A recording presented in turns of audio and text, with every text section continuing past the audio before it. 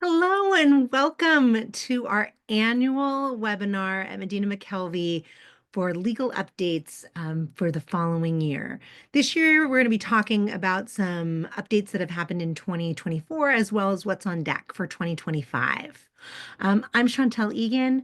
I am the advice and counsel leader here at Medina McKelvey, and I'm joined by two of our new partners who joined this year, Eric Lloyd, who is part of our wage and hour department. And in addition to being an expert in that area, he also is a subject matter expert in independent contractors, which we're going to learn a little bit about today, as well as my other partner, Melissa Whitehead, who joins us, who splits her practice between advice and counsel, as well as employee litigation, such as single plaintiff discrimination, harassment. She's an expert in all the questions that you have that come, across your HR desk. So we're so happy that you all are joining us today. I want to talk a little bit about logistics before we get started. Maybe it's because I was a former teacher, but I love questions, and so do the rest of our panel. So if you have any questions, feel free to put them in the Q&A box. That's going to be something that we'll be monitoring throughout the webinar. We'll try to answer your questions live. There'll also be a chance at the end to do Q&A. And then, of course, if there's any open questions that we don't get to, we'll circle back after the webinar and send you folks an email that have open questions. Additionally, I just want to kind of preface about why we have this training when we do. So in the normal course, at the end of September, early October, the governor has a chance here in California to sign or reject laws that are put on the governor's desk. And typically, those laws then become effective January 1st. So it's at this time of year when we now have a solid understanding of what these new laws are going to be, and that we can prepare to make adjustments in our workplace to make sure that we are ready to implement these new laws with our workforce come January 1st. But this year we had a little bit of a, outside of our typical cadence. And so with that, I'm going to pass it over to Melissa, who can share with us a little bit about how OSHA is turning up the heat on some laws when it comes to temperature. Love it. Thanks. Hi, everyone. Thanks for having me. Very excited to be here this year. So we're going to kick off with Cal OSHA. And before you panic, this has nothing to do with COVID. We are not going back to talking about COVID regulations, hopefully ever. Instead, what I wanted to talk to you about briefly before we get into some of the frankly more exciting new legislation, if you're legal nerds like those of us on the panel, is this new indoor heat illness requirements that Cal OSHA put out. This actually went out in July, so it's already in effect. What I have found is a number of clients who thought Cal OSHA, heat illness doesn't apply to me, and sort of moved on. And frankly, no judgment there, because I sort of did that at first too, until we started talking to clients who said, hey, somebody from Cal OSHA literally showed up and asked us for our indoor heat illness prevention plan. What's that? And I said, that's a great question. Let me look and find out for you. So I want to make sure everyone's aware of this. If you are not an employer who traditionally worries about these things, this law does apply to indoor workplaces where the temperatures reach 82 degrees. And there's some exceptions if that's, incidental. It happened once 5 years ago in the hottest day ever recorded, that's not going to count. But it is pretty broad. It applies to, indoor is pretty broadly defined. And I think if I recall, it's like if it lasts, the 82 degrees is 15 minutes or longer or something to that effect. And then there's a variety of requirements and steps that you need to do to protect your workers from heat illness, such as providing water, giving them rest breaks, cool down areas, trying different things to cool down their work area, like maybe a portable air conditioner or something like that. But then there's also training requirements. And there are also, you have to have a heat illness prevention plan. Now, Cal OSHA has already put out models I will say I have not vetted those models for actual compliance. Any of us who went through the COVID era, the workplace violence prevention plan situation last year knows that those models are not guaranteed to be compliant, and in my humble opinion, often are not. So I usually say use those as a starting point, but don't just blindly trust them. Similarly, they do have a video training out there. It's like 8 minutes long, and I have not looked to see candidly if it complies with all the requirements, but just be critically thinking if you look at those things as well. But do know that there is a training requirement and you need a plan, and Cal OSHA's out there looking for them. When you think about a plan, and you start from the Cal OSHA, kind of how I've always handled it is it's really nice to start with the Cal OSHA form and template so that if someone does pop by, they're going to recognize it. But then you can't rest on your laurels. Like if it's not compliant, it's not compliant. So Yep. it sounds like this one is probably in need of some revision. One of the things I Yep. was hoping you could touch on, Melissa, is just the issue of indoor. I mean, one of the things that I was kind of struggling with when I was first looking at this law is like, well, what about if you are a car mechanic or you're, the oil change bays where they're technically indoors, but they have huge open spaces in order for the cars to go in and out. Mhm. Is that considered indoors? That is considered indoors. So the law defines it as, any space that has a ceiling and four walls, but included in that definition are the perimeter can be walls, doors, windows, dividers, any kind of physical barrier, whether, and the law specifically says whether open or closed. So yeah, those types of shops or warehouses where they have the big doors that slide open and maybe they leave them open most of the day, those are going to fall into the indoor requirements. I would also note that a lot of employers are likely now going to fall under indoor and outdoor, because don't forget there are outdoor heat illness requirements as well, but that's sort of old news. But just don't think to yourself, if you already have the outdoor heat illness, you're good. In fact, the client that I'm thinking of who asked that question, Cal OSHA was looking for both from them. All right. Moving on then. This is the always fun topic of the minimum wage increase. It's a little juicier this year than usual. Based on the minimum wage order, as of January 1, the state minimum wage will go up to $16.50 per hour. You'll see there's an asterisk there, which says that if you're aware of it, Prop 32 this year on the ballot proposed increasing minimum wage to $18 per hour. I just checked that right before we went on this morning, and that is still too close to call. They still have not called the outcome of that vote. It is, as of this morning, 51% against and 49% for. So it is leaning against it. But just keep an eye on that, because that's sort of a weird one in that if it passes, it goes into effect immediately. It doesn't wait till January 1. So there's going to be a scramble there.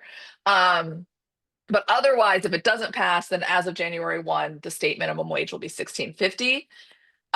Fast food workers, that minimum wage, this happened in April, so it's a little bit old news, but it's still $20 per hour. There is the possibility that it could go up in the next year if the Fast Food Council makes that decision, but I have not heard any rumblings about that just yet.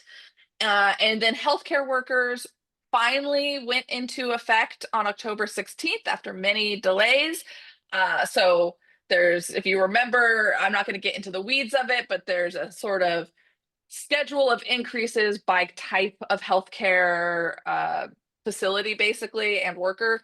And so as of October 16th, that ranges from $18 to $23 per hour. It will increase in June 2025. Not every facility, but most will have some level of increase ranging from 1863 to $24 per hour. Just a reminder too, that you need to keep an eye on local ordinances. If a local ordinance has a higher minimum wage, that will apply. So for example, if you have employees anywhere in the Bay Area, I always say the closer you get to San Francisco, the more likely you are to have a local ordinance with increased minimum wage, not to mention paid sick leave and all of that. So keep an eye on that. And then the other thing to keep in mind when it comes to minimum wage is that this, of course, does not only apply to your minimum wage workers. So if you are, as I've had many clients say to me in the past, looking at this slide and thinking, this is not relevant to me, I don't pay any of my employees minimum wage, I'm going to take a quick look at my emails and make sure nothing's on fire in my workplace. Tune back in, because it's important to remember that your exempt employees must be paid twice minimum wage. And so therefore, when minimum wage goes up, that exempt analysis, that threshold, salary threshold goes up as well. So you want to make sure you're checking on all of that. So that is a mouthful about minimum wage. Yeah. If you have any questions about the healthcare tiers, we actually wrote a post on that, and just reach out. There'll be an email at the end of the webinar, and we're happy to push you that content if you want to get into the weeds. Um, and it was interesting that you mentioned about Prop 32 being too close to call, because one of the other new laws that are in place is this captive audience ban. Um, it's at top of mind for a lot of employers right now. We had major elections last week.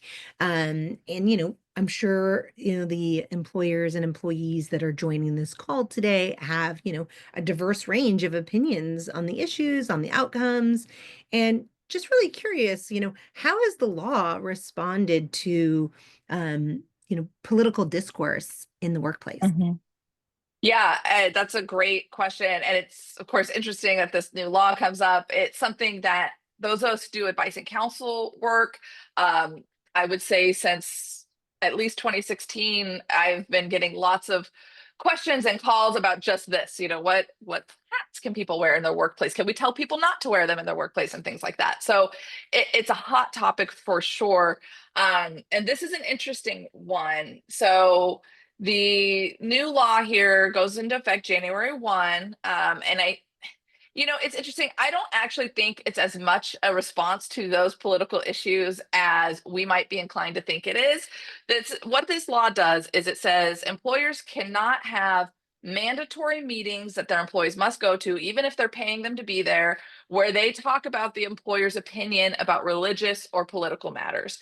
So, I mean, in theory, what that would mean is that I shouldn't even say in theory, because I literally have worked for somebody before who did this, but an employer could not have a working lunch that everybody has to go to where they share who they think everyone should vote for, right? That would not be, I don't think this day and age many folks would do that anymore anyway. Well, Yeah. Melissa, we actually got a question in the chat, and Ooh. as a quick reminder, if everyone can put their questions in the Q&A, not the chat. I'm monitoring both, but I'm definitely going to see it if it's in the Q&A. But we actually got a question about that, to say, not just who to vote for, but what to vote for. So the question was, does this law also apply to propositions? So can you, require employees to attend a meeting where you tell them, okay, this is a good proposition to support, or this is not a good one to support? Does that get folded into this law? I would say it does. I will say this: political matters is defined pretty broadly. Um, it obviously does not address that specific question, but I would have a hard, I mean, that's something you're voting on. That's got to be just, I know common sense is not always the guiding factor in understanding California employment laws, but I think that has to be looped into that definition of political matters. And I should say too, there are some exceptions to this. For example, political organizations, religious organizations, if there's a position that requires that knowledge, it's pretty limited. Um, we've seen, this is another, I'm trying to think how many states. There's been a number of states who have passed this rule, this law. And essentially, what the consensus is that this is really geared towards union situations where, and that doesn't mean that it only applies if you are a unionized workforce. But what we've seen is, it's not that uncommon where there's some talk about unionizing amongst the employees, and the employer says, hey, let's have a meeting. Hey guys, we don't need to unionize. Just tell us what your concerns are. And here's why it's better if you work with us directly. That would now be banned under this law. And in light of where we've seen this pop up, it seems, this is my little editorializing, but it seems like that's the real intent behind the law, but it would encompass religious views, political matters of other types. Interestingly, just today, a decision came out from the National Labor Relations Board, which, makes rulings on the NLRA, again, which does not only apply to unionized workforces, essentially saying that these captive audience meetings are banned under the NLRA as well. I could go off on a whole employment law nerd tangent about how much change we're about to see from the NLRB over the next 4 years, but for now, that's sort of being backed up on a federal level. There's a lot of discussion about whether there's going to be litigation over this, whether it's preempted by the NLRA, but for now, it's important to, as a practical matter, keep this in mind if you do have situations where these discussions are happening at employer-sponsored meetings, where that's the purpose of the meeting.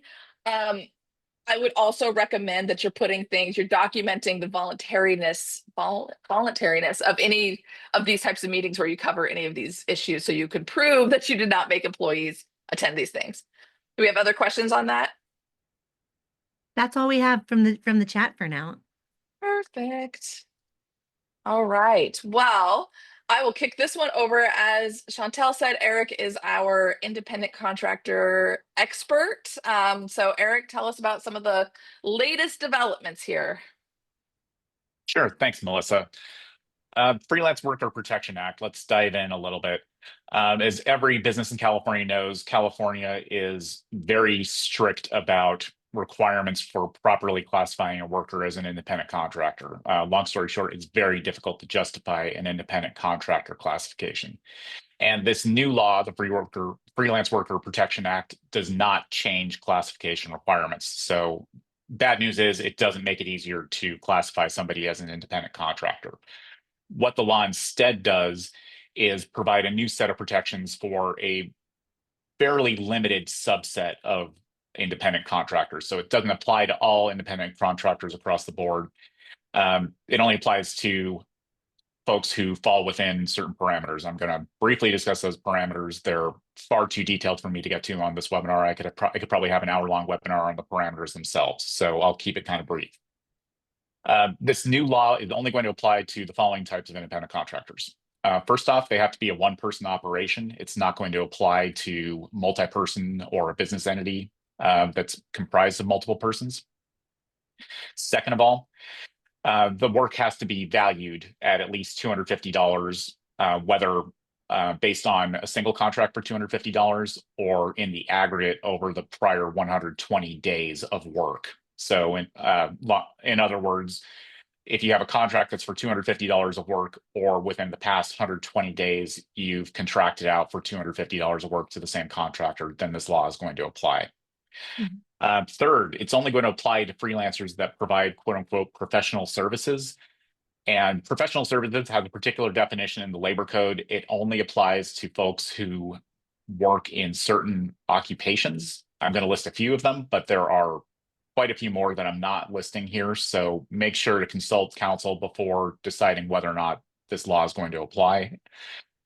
In broad strokes, some of the occupations would include marketing, human resources administrator, certain travel agents, graphic designers, grant writers, fine artists, certain types of photographers or videographers, freelance writers, translators, illustrators, or newspaper cartoonists, and then certain folks who work in personal care professions such as licensed barbers or manicurists. I'm leaving a lot out. There's a lot in there, so you'll definitely want to review the list that's in the statute and consult counsel to determine whether or not one of your freelancers falls into this category of professional services. So Eric, when you're talking about this laundry list of freelancers, if I'm sitting here and I'm an employer, should I start thinking this is a win for us and I can start having a lot more independent contractors here in California? Nope, doesn't do that at all, unfortunately. What the law is going to do is, if you have one of your freelancers fall within this category, of, again, it's a fairly narrow category. If you're talking about the entire universe of potential independent contractors, the contractors are going to get some additional rights that other types of contractors who don't provide professional services do. So it is not going to enhance your ability to expand your independent contractor workforce, unfortunately. Got it. One of the questions that just came through is, as professional services, do you know off the top of your head whether janitorial or construction contractors are included in that? They're not. All Okay, well, right. why don't we dive in a little bit to what the contract has to contain. This is one of the protections that freelance workers will get if the law applies to them. Their contract must be in writing, and it has to contain certain details. Some of those details are as follows. First off, the contract has to specify the names and addresses of each party. It has to have an itemized list of services the contractor will perform. It has to have an itemized list of rates and methods of compensation for the contractor's services. It also has to have a pay date for the contractor or a mechanism for determining the pay date. And it also has to have a deadline for the contractor to submit an invoice to the company so that the contractor is paid on time.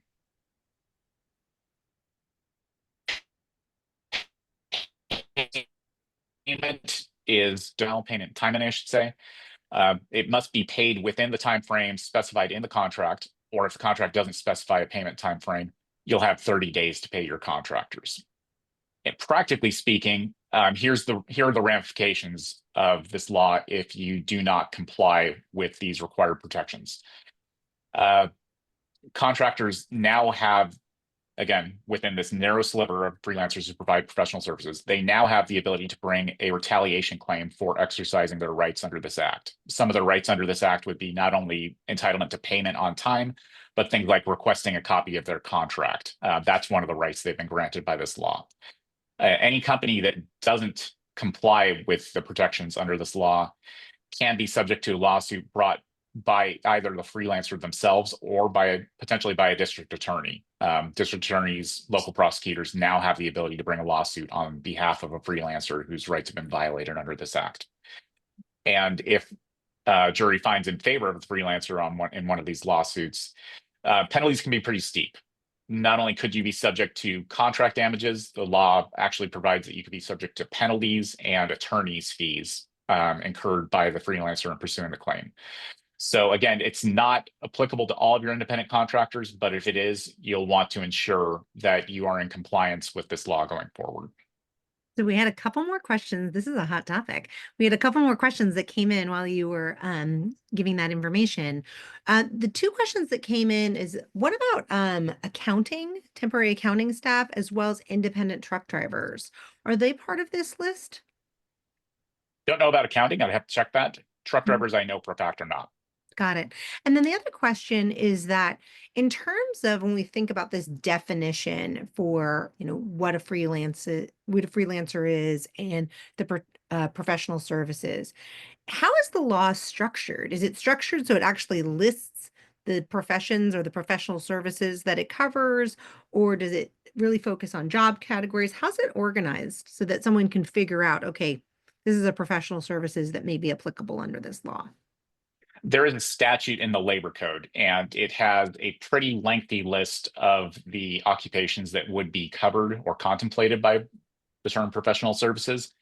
Unfortunately, it's not a simple bullet point list that identifies occupations and goes from there. It has certain criteria attached to a lot of these occupations. So a moment ago, I said that this law is only going to apply to certain types of photographers and videographers. And so you can't get professional services doesn't have a blanket coverage over all types of videographers, for instance. It's only going to be some who are engaged in certain aspects of videography and for certain purposes. So it is not as simple as saying videographers and photographers are covered. It's only going to be some subset of them as defined by the law. So the first resource would be the statute itself. And then you have to make sure that even if a certain occupation is listed in that statute, that the criteria attached to that occupation are also met.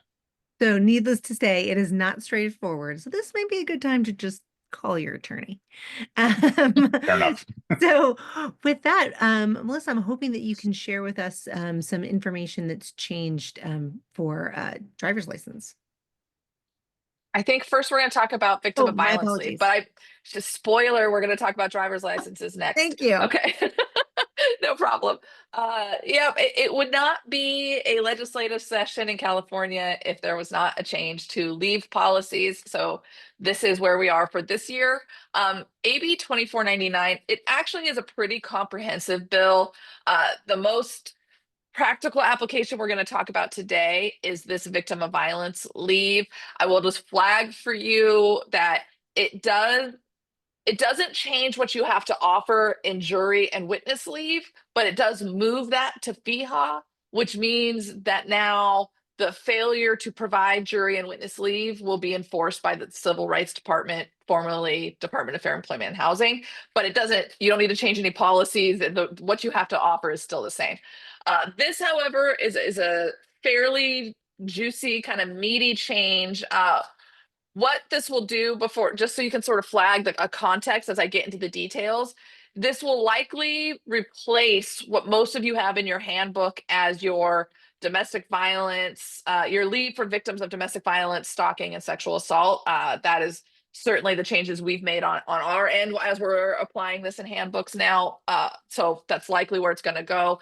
It's still separate from that kind of weird broad crime victims leave, but so this leave now requires employers to provide unpaid leave to employees who are victims of, and it used to say domestic violence, sexual assault, and stalking, and there were specific definitions. Now it says qualified acts of violence, which includes those three violent acts, but is much broader. It is not dependent on relationship anymore. It is, the first definition, for example, is any act of violence in which an individual causes bodily injury or death to another individual. It also includes threats. So it's pretty broad for the reasons that employees can take this leave now. And they can take this leave to try to get any kind of relief, such as getting a restraining order, temporary restraining order, those types of things. So this, at this point, is primarily getting legal relief is what we're talking about here. You can require reasonable advance notice where it's feasible. You can get written certification that can include things like a police report, court order. It's a pretty broad list, to be honest with you, of what you're going to accept here. Can I ask you a couple questions, Melissa, that have come in? Course. So one question is, it's like, okay, I'm here in California. I'm the employer. We're headquartered here, but we happen to have some employees in another state.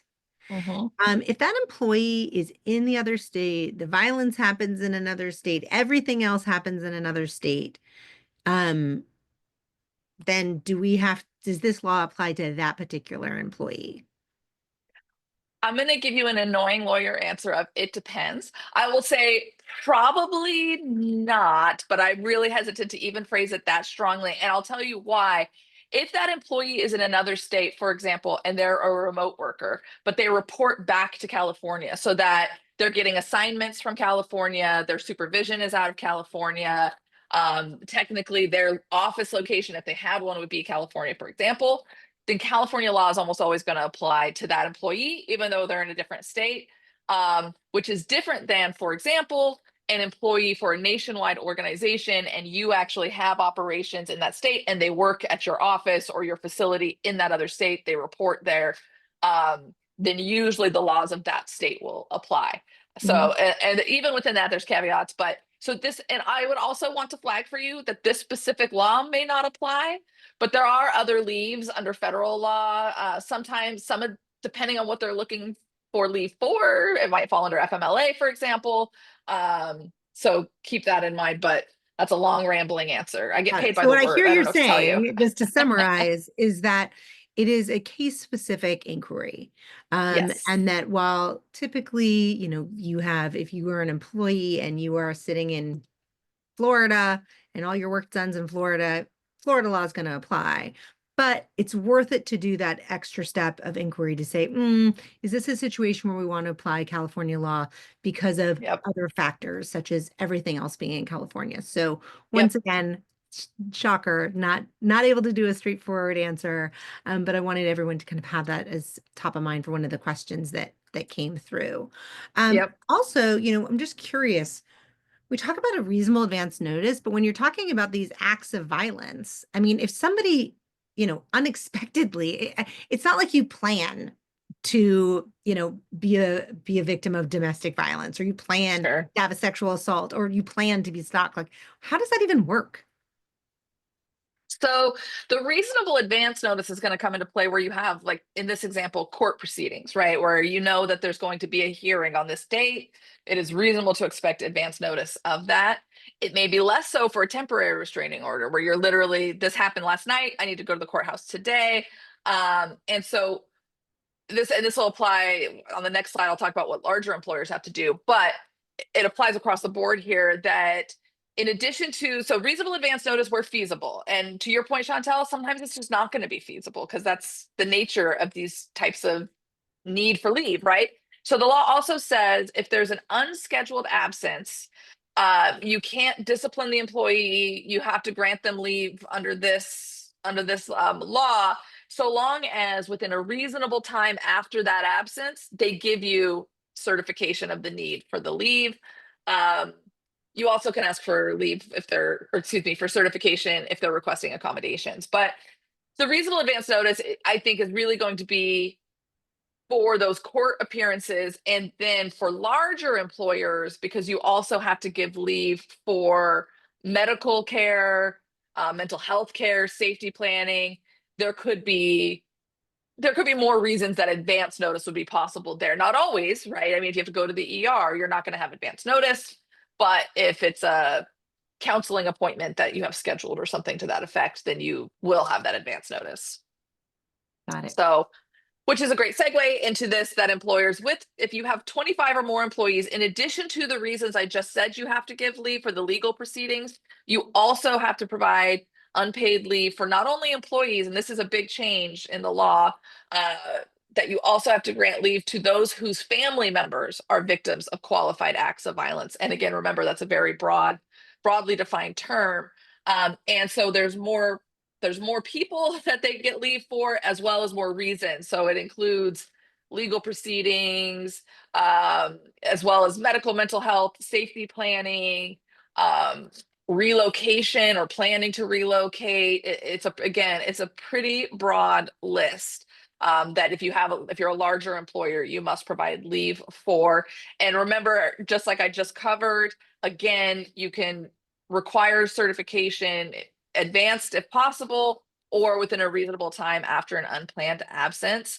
The law also requires employers, not just with 25 or more employees, but all employers, to provide reasonable accommodations in this type of situation to employees who are victims of qualified acts of violence. There's limitations to that you still have an obligation, for example, to create a health and safety workplace for all your employees. So you don't have to make accommodations that would put everyone at risk. But, when I was working through the workplace violence plans with a lot of clients, this was something that came up a lot.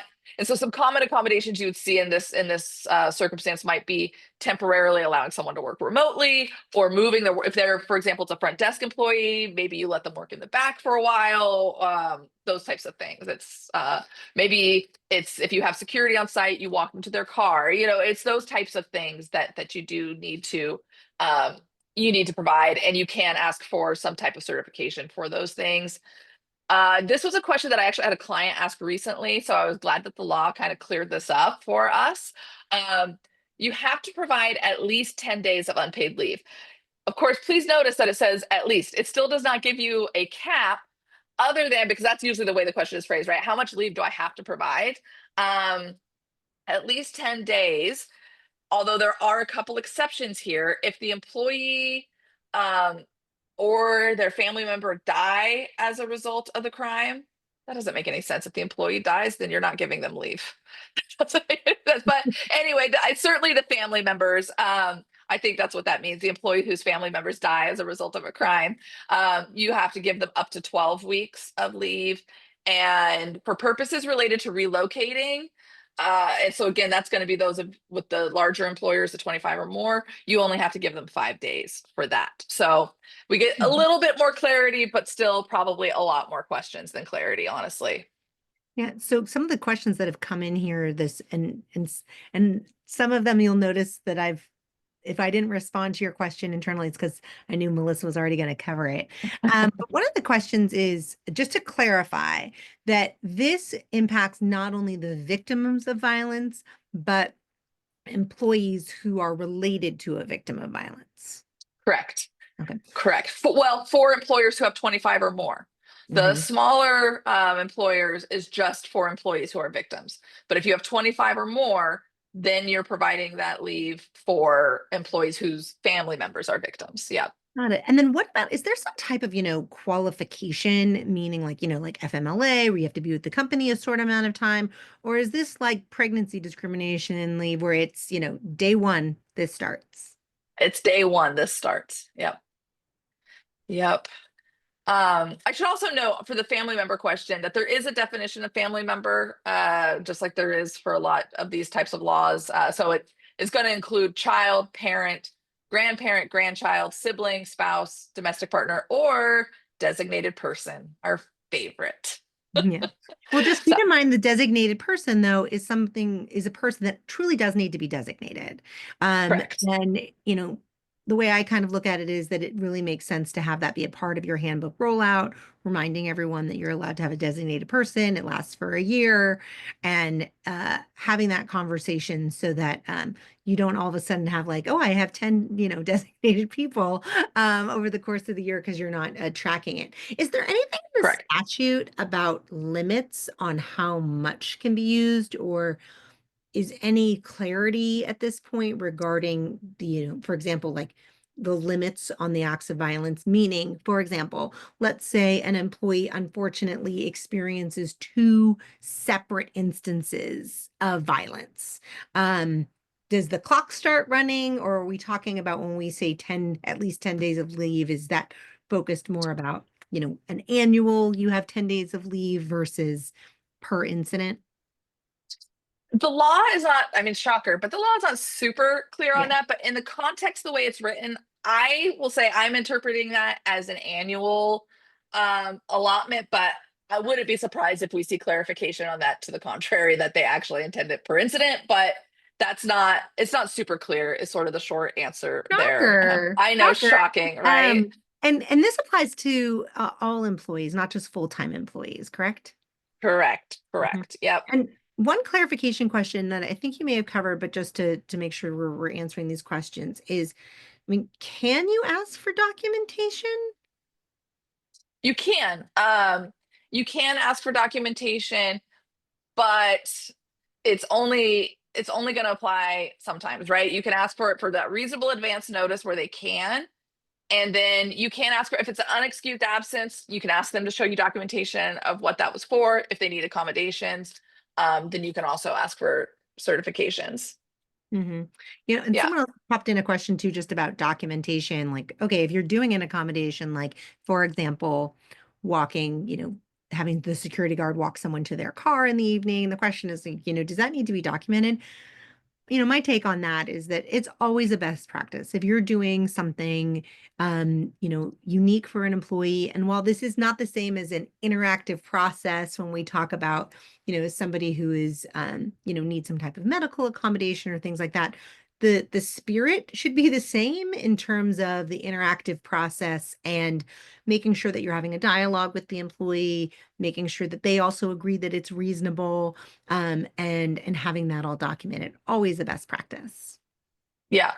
And I would say, in these types of situations, don't get so caught up in the sort of documentation of it that you lose sight of, we're humans and we care about our employees as well. So I agree with Chantel completely. I mean, as a lawyer, I'm almost never going to tell you not to have documentation of something. But I will say, I wouldn't suggest, for example, telling that employee, we would love to have someone walk you to your car, but we're not going to do it until you give us documentation, right? You're going to say, sure, let's do that. but Yeah. I need the documentation as well. I mean, that seems fairly common sense, but I do know there's so many of these hoops that Yeah. California makes employers jump through that it can get kind of Yeah. tricky sometimes. So It could be as simple as an email that is like, per our discussion today. I'm a big fan of then ultimately putting things in writing so that you can same, show when you made the decision and why it was made and what the decision was. Um, agreed. so with that, now I feel like we are finally where I We wanted to are. go, which was the driver's Yes. license. Yeah, I know. Super exciting topic on this one, shifting gears a little bit, but this is fairly short and simple. This new SB 1100 says that you cannot require an employee to have a driver's license and therefore put it on your job ads, your postings, applications, whatever it might be, unless you reasonably expect driving to be one of the position's functions. It doesn't have to be an essential function, just one of the functions. And that using an alternate form of transportation to achieve whatever that function is, maybe it's deliveries or something like that, wouldn't be comparable in terms of travel time and cost to the business. And Mhm. so if those two things are not there, you can't require the driver's license, you can't put it in your job ads, etc. Mhm. So this is, me being the lawyer here. I noticed in the top corner of our slides, we have, required handbook updates, so on and so forth. This seems like a pretty lawyerly response of may require. So why don't you speak to that, Melissa? Sure. Other than, as I said before, we get paid by the word, so we just threw an extra one in. No, it's because a lot of handbooks have a policy that will say, for example, the handbooks we work on often have a policy that includes employees may be required to drive and may be required to have a driver's license. It'll kind of incorporate that requirement in. And so if you do have that type of language in, for example, a driving policy in your handbook, you're going to want to revise it to be clear that you're only requiring driver's licenses if these two tests are met, basically, or two prongs of the test. Yeah. Yeah, it's that catch-all other material that's going to get you Yep. every time. So, Yep. we're looking at job descriptions and, like Melissa said, that like if you have policies regarding driving and it being required, it seems that this would be prudent to input it. The question that, Yep. that came through is uh uh does this change at all employers' ability to use driver's licenses as verification for an I-9? No, because in that situation, you are not requiring an employee to have a driver's license. You're just saying this could be one form of documentation you use to satisfy the I-9. So no, that doesn't affect that. That's still something that you can do. You just couldn't require them to use a driver's license when they could, for example, bring a passport or something like that. Mhm. Yeah. All right. Okay. And much like leave, it definitely wouldn't be a new year if we weren't changing our protected characteristics list. So this is a couple new laws. One of them now adds to, when I talk about your protected characteristics lists, I'm talking about, where you say we do not discriminate on the basis of age, race, et cetera, et cetera. So adding to that now is specifically intersectionality. And what that means is a combination of the listed protected characteristics that you now have to include that in your protected list. You cannot discriminate on that basis. And so, for example, an example of this sort of combination of would be an example that comes to mind because I did an investigation on this not that long ago would be an African American woman. So, for example, in the case I was investigating, the woman was claiming not that she was discriminated against for being a woman, not that she was discriminated against on her race, at least not alone, but that because there is what she said was that there is this stereotype of the quote unquote angry Black woman that every time she voiced a disagreement, she was treated really harshly, really negatively because they were discriminating against her based on her combination of these protected classes of being a Black woman. So that's what that means when we're talking about the combination of the characteristics. Mhm. Also, the AB 1815, this is, I don't know, this is the legislature just trying to prove that they have a reason to exist, but they have, for those of you who, again, you have in your handbooks that the protection of race in that classification list includes historically protective hairstyles. The law has now taken out the word historically. So I am probably giving you the easiest handbook update that I can say in clear language. Take out the word historically. And otherwise, it again is saying that those hairstyles are protected under the definition of race. But the only change you likely need to make if you've updated your handbook in the last 5 to 7 years is taking out the word historically. Mm-hmm. All right. I'm moving along because I want to make sure we get plenty of time for Eric to talk about PAGA. This is another super sort of short and sweet one. A new law came through saying that employers can no longer require employees to use up to 2 weeks of their accrued vacation before they receive the paid family leave benefits.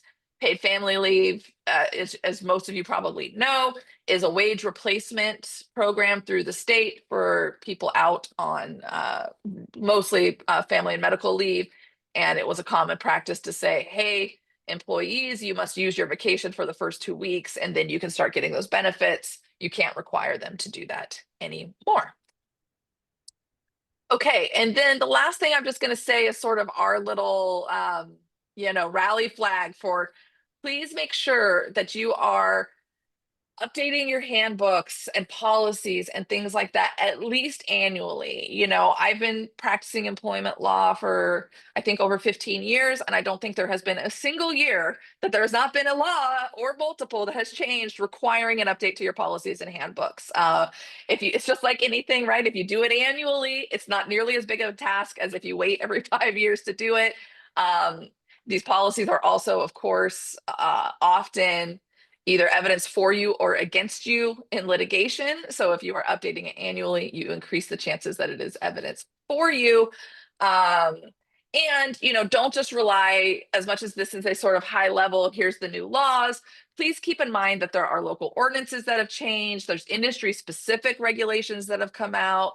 There's case law that changes things. So it's important that you're doing a thorough sort of just review and refresh of your policies annually at least. So I'm going to interject really quick here because this is something I feel really passionate about. So this is something, as Melissa said, that this should just be this is part of your HR calendar. Every year you're doing a check, making sure, and really it is at least once a year where you're doing a check, making sure that nothing needs to be changed in your policies, making sure there's no new laws. But this type of, I think if this is like a wellness check, is that, you're going in every year, you're hoping that, there's no news, everything is, status quo or improving. But it isn't just about the handbook. It really is about all your processes and all your compliance. And with that, Eric's going to share with us about how that responsibility is now codified in California. Thanks, Chantal. So some of you may be aware because this came down several months back, but PAGA has been reformed, the Private Attorneys General Act. Quick thumbnail overview, PAGA is a statute that allows private plaintiffs, to pursue a claim for penalties on behalf of the state of California, premised on labor code violations. It's kind of like a class action in some respects, in that the person bringing the lawsuit represents other employees in addition to themselves, but very different from a class action procedurally. And we saw a real explosion in the number of PAGA claims over the last 10 to 15 years, and the business community was up in arms about it because PAGA claims are very difficult to defend. Like I said, they're procedurally very different than class actions and don't have as many safeguards for the defendant as a class action does. And that resulted in essentially employers having no choice but to settle these cases before they get out of hand. So there was actually a ballot initiative about PAGA that was set to go before the voters until the business community and labor reached a compromise that resulted in the ballot initiative being withdrawn. And that manifested in the PAGA reform that was rolled out effective June 19th of this year.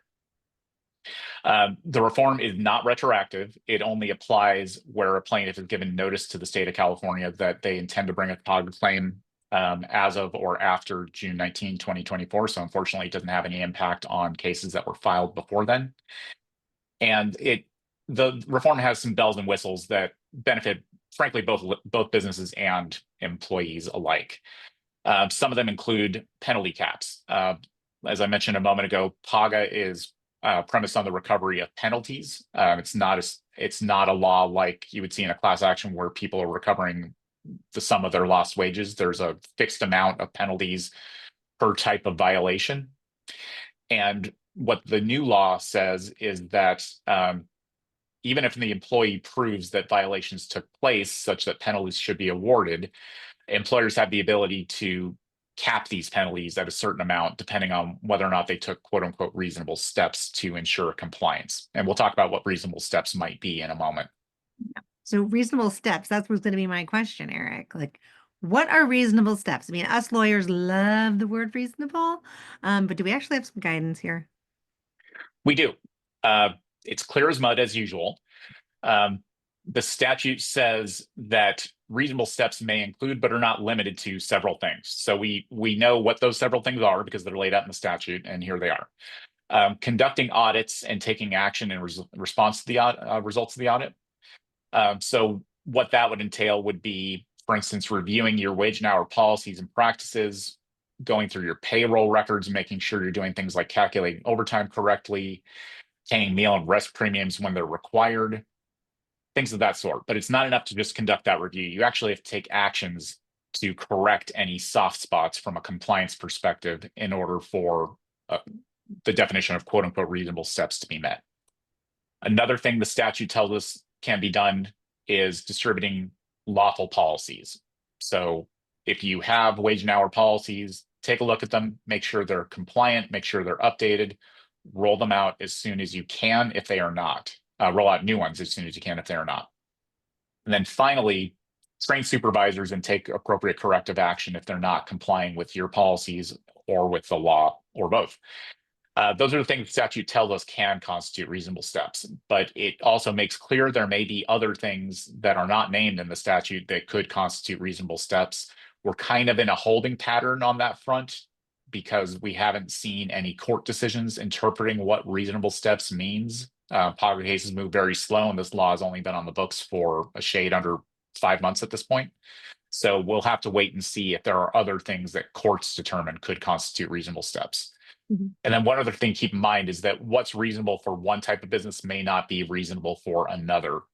The statute tells us that reasonableness is going to be based on the size and the resources available to the employer and the nature and severity and duration of any violations. So long story short, what constitutes a reasonable step for a large multinational conglomerate is probably not going to be the same as it would be for a mom and pop business with several employees.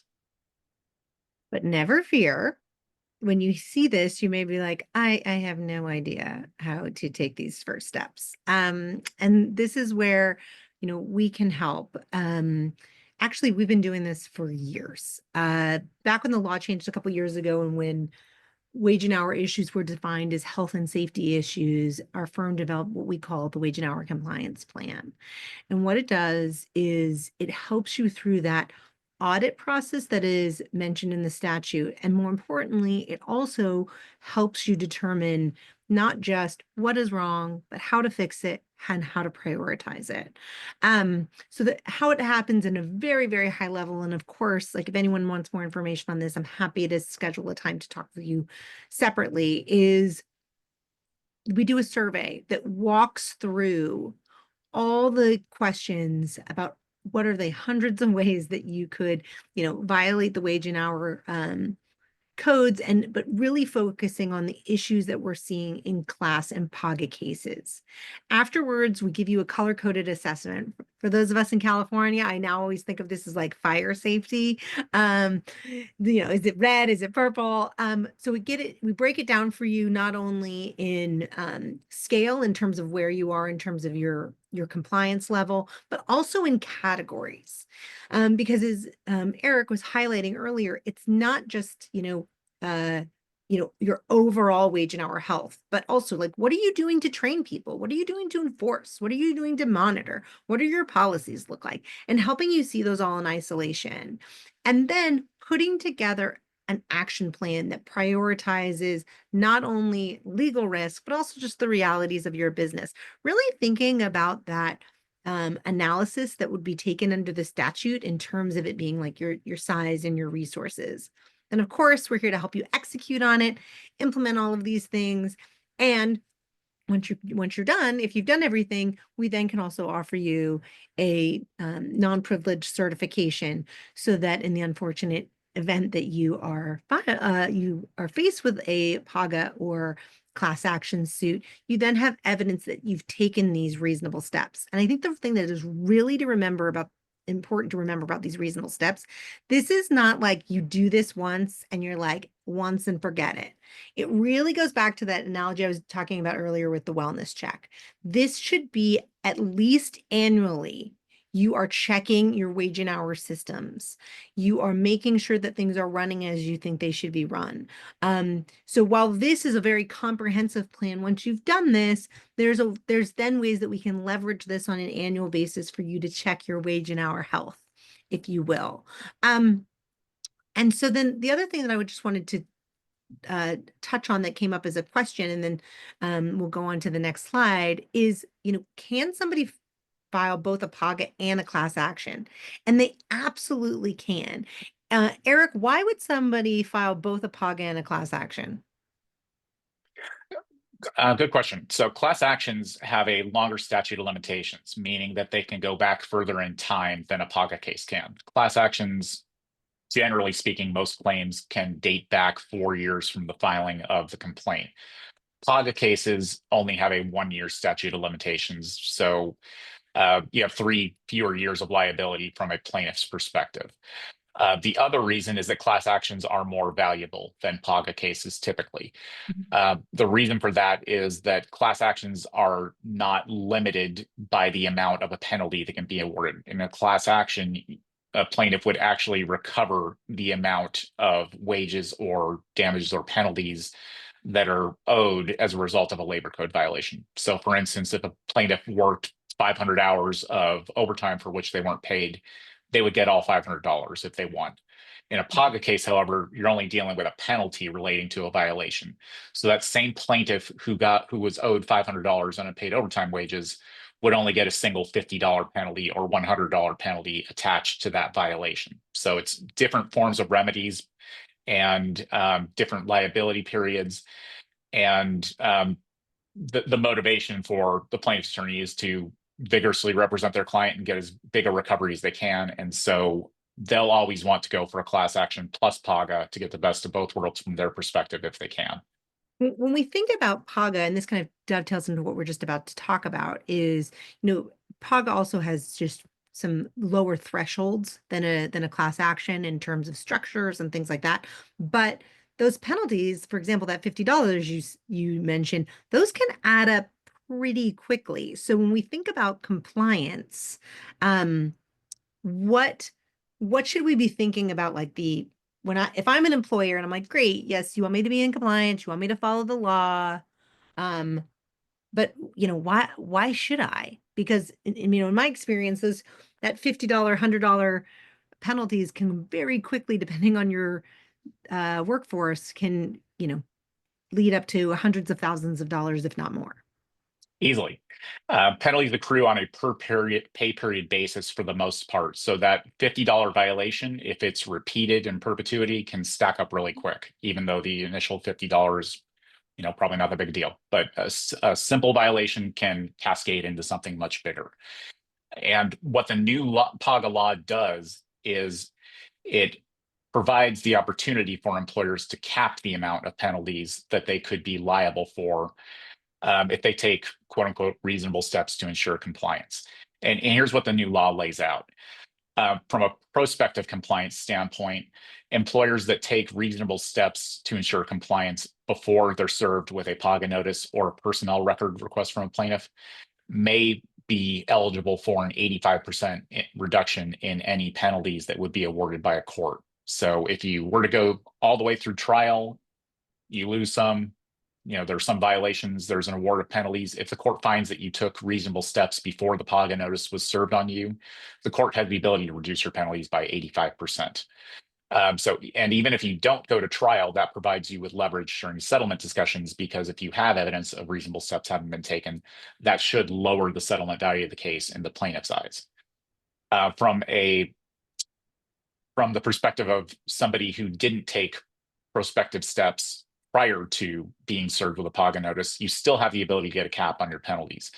If you take steps after being served with a PAGA notice within 60 days, you stand to be eligible for a 70% reduction in potential PAGA penalties. So if you are served with one of these notices, you'll want to take action quickly, start reviewing your processes, make any changes that need to be made, and be on the road to compliance within 60 days of being served with that notice in order to be eligible for that substantial reduction in penalties. Mm-hmm. So are we seeing any trends, even though this law has just been recently put on the books? Yeah, we have seen some. And like I said earlier, PAGA cases move very slow, so things have not played out in the courts yet. We haven't seen how courts are interpreting this new law, and will need to in order to get some more clarity on its broader implications. But one area where there has been clear impact already is that the settlement value of cases that were filed before the reform took effect appears to be a little higher now. Plaintiffs' bar appears to be placing greater value on them because the defined penalty cap in the reform does not apply to the prior cases. So the plaintiffs' bar is tending to hold out for a bit more in the older cases than they may be in the newer cases. We're also expecting there's going to be a sharper focus on pre-litigation compliance and training. Penalty reduction, if it's on the table, is ultimately up to the judge. And since the new law speaks to proactive compliance, we're expecting that judges are going to focus on it when they're assessing potential penalty awards as well. We're also expecting there's going to be increased litigation over the standing. What that means is, does the plaintiff have the ability to bring the lawsuit? Under the old PAGA laws, a plaintiff who suffered a single labor code violation could sue for any type of labor code violation under PAGA, even if it didn't personally impact them. And now with the new PAGA law, the plaintiff can only sue for violations of the type he or she suffered. The impact of that is that we're expecting a lot more litigation over whether or not a plaintiff suffered the types of violations actually alleged in their complaint. Under the old PAGA regime, the plaintiff was kind of a bystander and didn't really take on that much significance, since they could sue for any type of violation. But now there's going to be a greater focus on what they actually endured in terms of violations. The reason for that is, if they didn't endure a particular type of violation, they're not eligible to bring a PAGA claim premised on that violation. And if they suffered no violations whatsoever, their case could be subject to dismissal. So employers that are inclined to litigate rather than attempt to settle PAGA cases are probably going to be engaging in a lot more aggressive discovery up front in these cases to determine whether the plaintiff has standing. Also expecting discovery battles over whether employers took reasonable steps to be in compliance. This was already a common subject of discovery, but we're expecting there to be a greater focus on it now, since that will determine whether or not penalty reductions are on the table.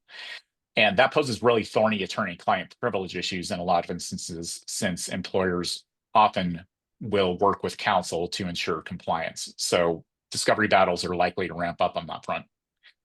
And then finally, this is just me speculating, but even though the law was intended to curb PAGA lawsuits somewhat, I think there's actually a potential that there could be an increase in filings. And the reason why I say that is that plaintiff's attorneys typically take a cut or a percentage of any PAGA settlement as their fee. And if the value of these cases for settlement purposes goes down, the plaintiff's bar is either going to have to find a new stream of work or hold out for more money in order to ensure their revenue streams are not decreasing. So it's possible we could see more cases being filed, even though they're settling for a lesser amount on average than they were prior to the passage of the new law. Yes, only time will tell. So I think we answered most of your questions live. If there's a couple straggling questions and we can circle up with email, we encourage you all to reach out. If you have any questions, legal updates at medinamckelvey.com. You can obviously call our phone number. We're happy to chat, as well as I want to share with you that everyone on this that's joined this webinar will receive a copy of the webinar as well as our slides. I know there's been a couple questions about that, but we certainly thank you so much for your time today. And, happy 2025 compliance updates, and may your handbooks be clear and compliant. Thank you all for your time. Thanks, everyone. Thank you.